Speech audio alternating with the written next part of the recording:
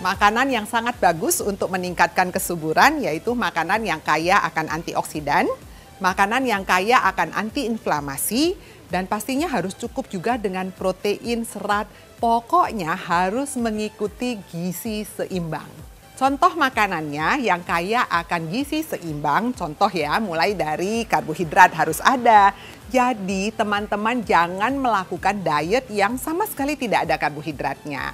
Nah contohnya tetap harus mengandung nasi, atau kentang, atau ubi, singkong, roti, dan sebagainya. Lalu harus juga cukup dengan protein. Nah protein itu ada dua jenis, ada protein hewani dan protein nabati. Contohnya daging ayam tanpa kulit, telur, kemudian tahu, tempe, kacang-kacangan, dan sebagainya. Juga jangan lupa tambahkan sayur dan buah-buahan sebagai sumber serat dan ternyata di dalam itu ada juga antioksidan. Kita tahu bahwa antioksidan itu sangat bagus sekali untuk ikut meningkatkan kesuburan. Dan pastinya jangan lupa dengan antiinflamasi. Antiinflamasi banyak di mana? Selain di antioksidan tadi, banyak pada lemak-lemak yang baik. Contohnya omega 3 itu merupakan salah satu antiinflamasi yang bisa digunakan. Nah, pertanyaannya omega 3 ada di mana? Pastinya banyak di ikan-ikan berlemak ya. Contohnya kalau untuk orang Indonesia cukup ikan kembung, itu juga sangat kaya akan omega 3. Juga banyak juga pada minyak-minyak canola, minyak olive ya. Kemudian ada juga pada coklat ya, kemudian pada alpukat dan sebagainya. Oleh karena itu jangan lupa untuk selalu makan secara beraneka ragam. Makanan yang sangat bisa ikut mempunyai andil untuk menyebabkan terjadinya keguguran. Sebetulnya sangat individual sekali, tergantung dari reaksi yang ditimbulkan pada tubuh seseorang.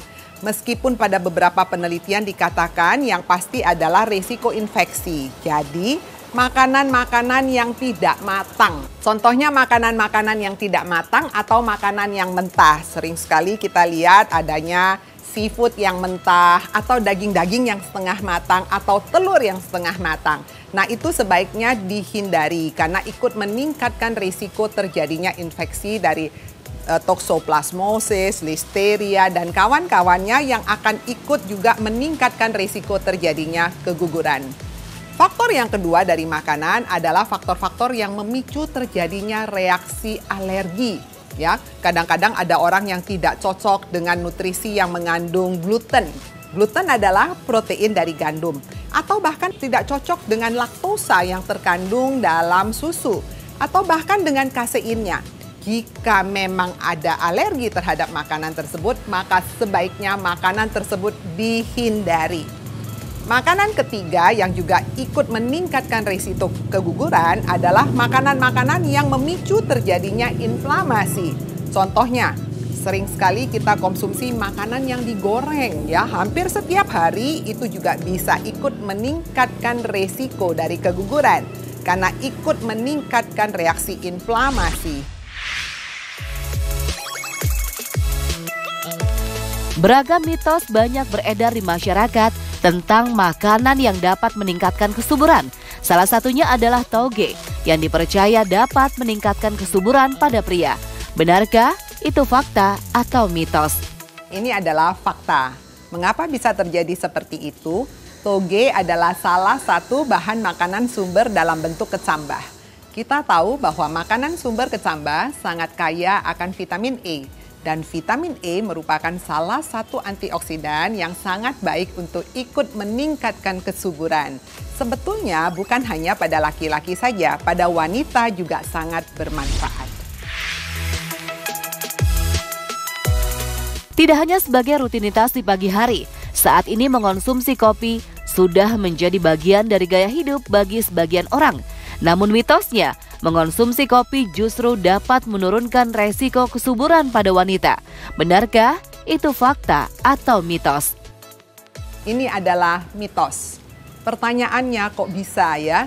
Tidak semua wanita itu bisa menjadi kurang subur dengan mengkonsumsi kopi.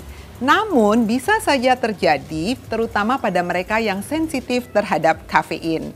Oleh karena itu, jika ternyata Anda sensitif terhadap kafein, alangkah baiknya Anda batasin sumber-sumber kafein. Salah satunya adalah dari kopi. Selain kopi juga ada pada teh, coklat maupun soda. Lalu pertanyaannya, berapa banyak kopi yang boleh dikonsumsi? Jumlah yang dianjurkan kurang dari 1 cangkir atau sama dengan 1 cangkir per hari. Fakta mitos selanjutnya, mengonsumsi daun singkong dapat membantu meningkatkan kesuburan pada wanita. Benarkah itu fakta atau mitos? Fakta. Mengapa bisa seperti itu? Daun singkong kaya akan asam folat. Jadi asam folat itu adalah salah satu materi yang dibutuhkan oleh tubuh kita, zat gizi yang dibutuhkan tubuh kita untuk ikut meningkatkan kesuburan. Dan ternyata asam folat itu banyak sekali terdapat pada daun-daunan yang warnanya hijau ya. Selain daun singkong, contohnya pada bayam, pada kangkung maupun pada daun katuk. Bagi Anda pasangan yang sedang menjalankan program untuk memiliki keturunan, yuk simak tips dari Dr. Ida berikut ini. Ada beberapa tips yang bisa kita sampaikan buat pasangan muda yang ingin segera mempunyai momongan. 1, yang pastinya lakukan gaya hidup sehat. Di dalam pilar gaya hidup sehat, pastinya harus lakukan diet yang baik, yaitu mengikuti gizi yang lengkap dan seimbang. Lalu jangan lupa, jangan mager. Lakukan aktivitas fisik secara teratur dan terukur. Kemudian lakukan pola hidup yang sehat, istirahat harus cukup, jangan minum alkohol, jangan tidur malam-malam, dan juga jangan stres, jangan merokok, hindari polusi, kurangin kemungkinan terjadinya polusi. Saya Dr. Ida Gunawan, Master Science, spesialis gizi klinik konsultan untuk hidup sehat.